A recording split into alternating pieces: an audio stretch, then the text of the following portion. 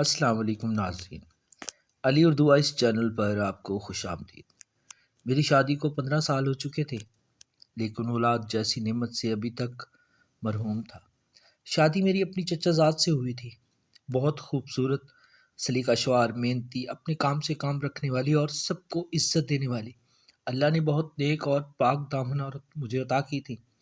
میں جتنا بھی اللہ تعالیٰ کی ذات کا شکر ادا کروں اتنا ہی کم، لیکن ایک کمی تھی اور وہ تھی اولاد کی۔ اولاد نہیں تھی میرے گھر میں۔ بہت سارے ڈاکٹروں کو چیک کروایا، مختلف ٹیسٹ کروائے، جس جگہ بھی کوئی بتاتا اس جگہ پر جا کر ہم اپنا علاج کرواتے۔ پیروں فقیروں درگاہوں درباروں اور مزارات پر جا کے بہت ساری منتیں مانگی، لیکن اللہ تعالیٰ کی طرف سے ابھی عطا ہونا باقی تھا۔ ہم بالکل مایوس ہو چکے تھے۔ وقت اپنی رفتار سے گزر رہا تھا۔ فیملی میں بھی سب لوگ مجھے مشورہ دیتے تھے کہ تم دوسری شادی کر لو، لیکن میری بیوی انتہائی خدمت گزار، تابعدار، پرہیزگار، 5 وقت کی نمازی۔ اس بارے میں سوچ کر ہی مجھے عجیب سا محسوس ہوتا تھا۔ ہر بار اپنے آپ سے وعدہ کرتا کہ اپنی شریک حیات کو کبھی بھی اپنے آپ سے دور نہیں کروں گا اور دوسری شادی نہیں کروں گا۔ یہ ضروری تو نہیں کہ دوسری شادی کرنے کے بعد بھی اولاد ہو جائے گی۔ بس یہی بات سوچ کر میں سننے والوں کی باتوں کو ٹال دیتا۔ وقت اپنی رفتار سے گزر رہا تھا۔ دن بدن گھر والوں کا زور بڑھتا جا رہا تھا، لیکن میں اپنے فیصلے پر ڈٹا ہوا تھا۔ اولاد ہو یا نہ ہو، لیکن میں دوسری شادی نہیں کروں گا۔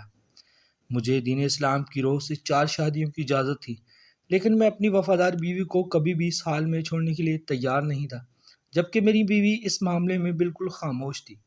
انتہائی مذہبی اور دیندار گھرانے سے میرا تعلق تھا۔ والدہ میری 5 وقت کی نمازی تھی، ہر وقت قرآن پاک کی تلاوت میں مگن رہنے والی، اور آس پڑوس کے بچوں کو قرآن پاک کی تعلیم دیتی تھی۔ ان کے پاس اکثر لوگ اپنے بچوں کو دم کروانے کے لیے لاتے تھے۔ اگر کسی بچے کا سر بڑھ رہا ہوتا تو وہ اس کا بھی دم کر لیا کرتی تھی۔ سر درد، آدھے سر کا درد اور اس طرح کے کافی سارے دم ان کے پاس تھے۔ آس پڑوس اور گاؤں کے لوگ ان سے اپنے بچوں کو دم کروانے کے لیے لاتے تھے۔ گاؤں کی عورتیں بھی اکثر میری والدہ کے پاس آ کر ان کو اس طرح کے مشورے دیتی کہ آپ شہزاد کی دوسری شادی کر دیں۔ 15 سال تو ہو گئے ہیں لیکن ابھی تک اولاد نہیں ہوئی، اور کتنا انتظار کریں گے؟ وقت گزرتا جا رہا ہے اور پریشانی بھی بڑھتی جا رہی تھی۔ والدہ نے یہ فیصلہ میرے اور میری بیوی کے اوپر چھوڑا ہوا تھا۔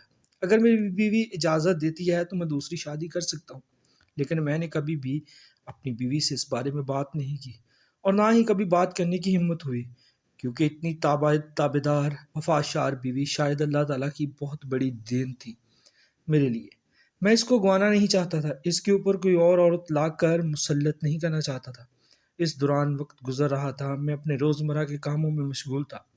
ایک دن میں لکڑیاں کاٹنے کے لیے جنگل کی طرف گیا۔ لکڑیوں میں نے کاٹ لی اور خشک لکڑیوں کی ایک بہت بڑی گٹھری بنا لی، لیکن باندھنے کے بعد مجھے محسوس ہوا کہ یہ میں نے بہت زیادہ وزن باندھ دیا ہے، جو وہاں اکیلا میں اپنے سر پر نہیں رکھ سکتا تھا۔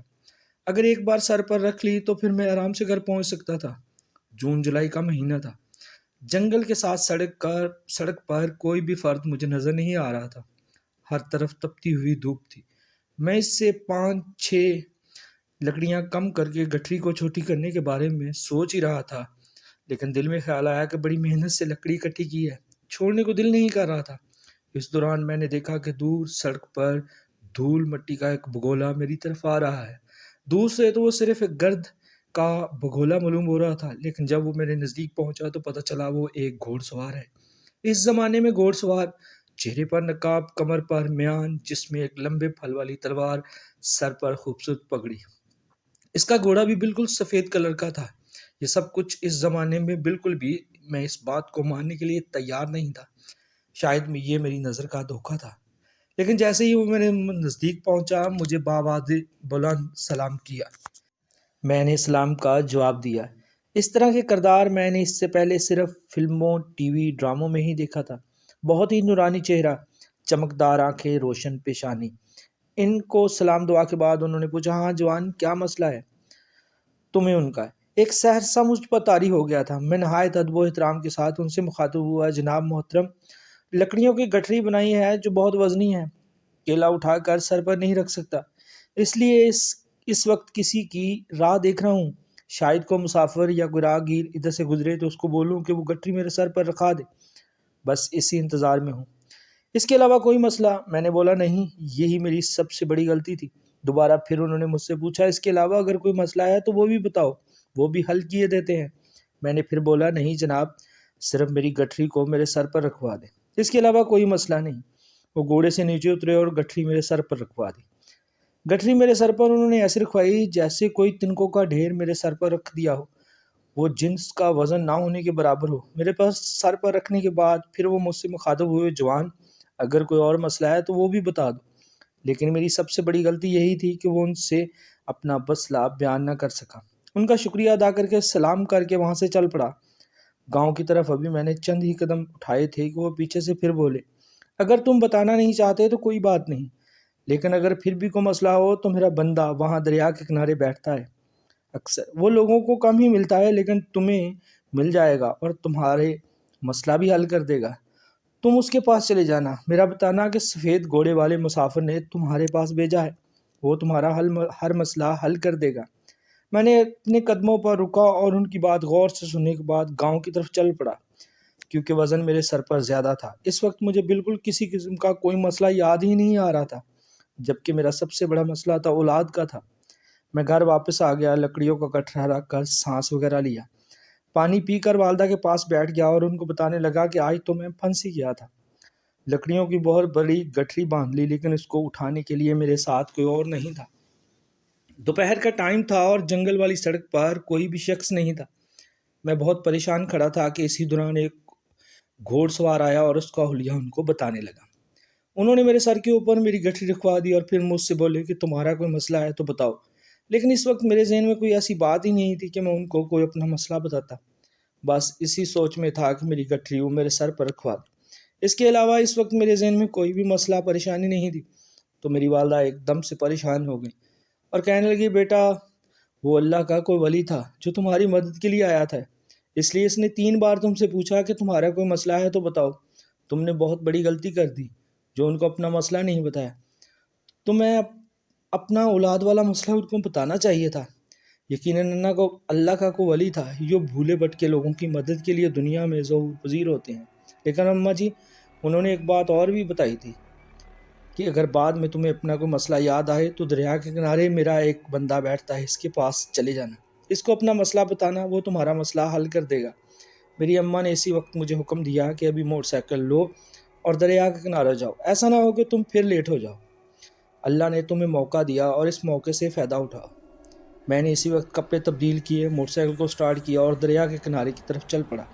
دریا کے کنارے پہنچا تو کافی لوگ وہاں پر مچھلیوں کا شکار کر رہے تھے۔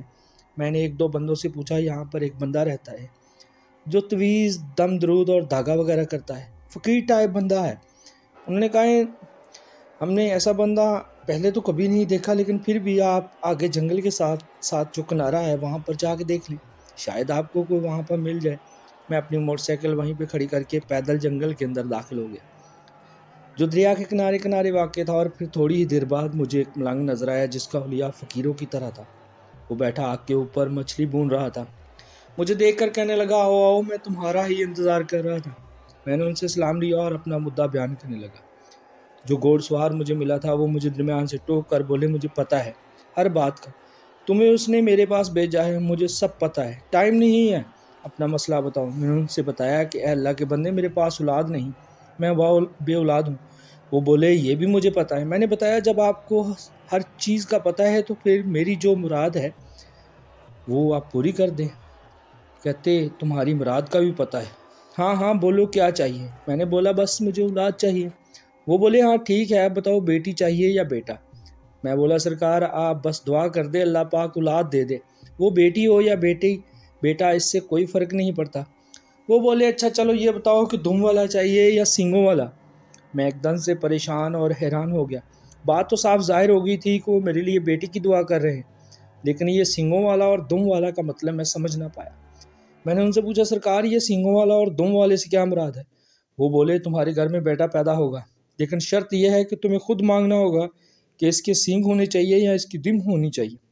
میں حیران بھی تھا اور پریشان بھی اور خوش بھی کہ شاید میرے دل کی مراد ابھی پوری ہونے جا رہی ہے۔ میں نے بولا، سرکار دم والا ہونا چاہیے، یعنی پوچھ والا۔ وہ بولے، ٹھیک ہے، جاؤ، اللہ کے ایک ولی کی دعا قبول ہوگی۔ میں ان کو سلام کر کے وہاں سے واپس گھر چل دیا اور یہ بات اپنے گھر میں کسی کو بھی نہ بتائی، بس والدہ کو بتائی۔ میں ان سے ملا ہوں، انہوں نے مجھے دعا دی، اللہ نے تمہیں بیٹا عطا کر دیا، جاؤ خوشیاں مناؤ۔ پھر 10 مہینے کے بعد اللہ تعالیٰ نے میری مراد پوری کر دی اور ایک خوبصورت سا بیٹا عطا کیا۔ لیکن بیٹا جب پیدا ہوا تو دائی نے آ کر مجھے اور میری ماں کو بتایا کہ آپ کے گھر میں بیٹا تو پیدا ہوا ہے، لیکن اس کی کمر پر یہاں پر ریڑھ کی ہڈی ختم ہوتی ہے، وہاں پر بالوں کی ایک لٹ ہے۔ وہ بال بچے کے سر کے بالوں کے 2 گنا زیادہ لمبے ہیں۔ اس سے پہلے میں نے اس طرح کی کوئی پیدائش نہیں دیکھی۔ یعنی کہ اس فقیر کی کہی ہوئی بات پوری ہو گئی، یعنی کہ بچہ پیدا ہوا، اس کی کمر پر دم کا نشان تھا، وہ بالوں کی لٹ ہی اس کی دم تھی، اس کی پوچھل تھی۔ ہم نے یہ بات سب سے چھپائی، وقت اپنی روٹین سے رفتار سے گزرنے لگا۔ 2 مہینوں کے بعد ہم نے حجام کو بلا کر بچے کے وہ بال اس طرح سے صاف کروا دیے۔ اس کے فوری بعد بچہ بیمار پڑنے لگ گیا، اس قدر وہ بیمار ہو گیا کہ اس کا بچنا محال ہو گیا۔ لیکن ہم اس کو ہر ڈاکٹر، حکیم، فقیر کے پاس لے گئے، لیکن تمام لوگ یہی کہتے رہے بچہ تو ٹھیک ہے، اس کو کوئی مسئلہ نہیں، اللہ کی طرف سے ہی کوئی بنی ہوئی ہے۔ پریشانی کے عالم میں دوبارہ جنگل کے کنارے اسی فقیر کے پاس گیا، لیکن وہ فقیر مجھے وہاں نہ ملا۔ میں نے وہاں پر 10-15 بار چکر لگایا، صبح جاتا، شام کو واپس آتا، لیکن وہ فقیر مجھے وہاں نظر نہیں آیا۔ اور جس جگہ وہ مچھلی بھون رہا تھا وہاں پر ابھی کوئی بھی آثار نہیں تھے۔ یہاں پر کبھی مچھلی بھونی گئی یا آگ جلائی گئی تھی، یا یہاں پر پانی کا مٹکا پڑا ہوا تھا، وہاں پر ایسی کچھ بھی نہیں تھا۔ ایسا لگ رہا تھا کہ وہ تمام چیزیں صفحہ ہستی سے مٹ گئی ہیں، تمام نشان وہاں سے ختم ہو گئے تھے۔ پھر میری والدہ نے مجھے بتایا کہ تم منت مانگو کہ اس کے بعد کبھی بھی اپنے بیٹی کی دم کے بال صاف نہیں کرواؤ گے تو انشاءاللہ یہ بچہ ٹھیک ہو جائے گا۔ اور پھر ایسا ہی ہوا۔ جیسے ہی وضو کر کے 2 نفل حاجت کے ادا کیے تو میرا بچہ آہستہ آہستہ ٹھیک ہونے لگا اور اس کے بال بھی بڑھنے لگے۔ اس کے بعد سے لے کر میرے بیٹی کی عمر ابھی 48 سال ہے، ہم نے اس کی دم کے بال کبھی بھی نہیں کٹوائے۔ قدرتی جب بال 3 انچ کے ہوتے ہیں یا 4 انچ کے ہوتے ہیں تو وہ خود بخود گر جاتے ہیں اور ان کی جگہ پر نئے بال آ جاتے ہیں۔ اور اس کے بعد میری کوئی اولاد نہیں ہوئی، کیونکہ میں نے صرف فرمائش ہی ایک اولاد کی تھی۔ کاش اس دن اس گھوڑ سوار کی بات کو اچھے سے سمجھ کر اپنا مسئلہ اس کو بتایا ہوتا تو میری بھی کافی ساری اولادیں ہوتی، لیکن اللہ پاک کی ذات جو کرتی ہے وہ بہتر کرتی ہے۔ ناظرین، یہ ایک سچی کہانی ہے جو چک نمبر 152 کی ہے، جو ضلع جھنگ میں واقع ہے، اور اس آدمی کو میں نے خود اپنی آنکھوں سے دیکھا ہے اور اس کی دم کو بھی میں نے دیکھا ہے۔ اس طرح کی مزید کہانیاں سننے کے لیے چینل کو سبسکرائب کریں، بیل آئیکن کو پریس کریں تاکہ ہر نئی آنے والی کہانی کا نوٹیفیکیشن بر وقت آپ کو ملتا رہے۔ ملتے ہیں انشاءاللہ اگلی کہانی میں۔ اللہ حافظ۔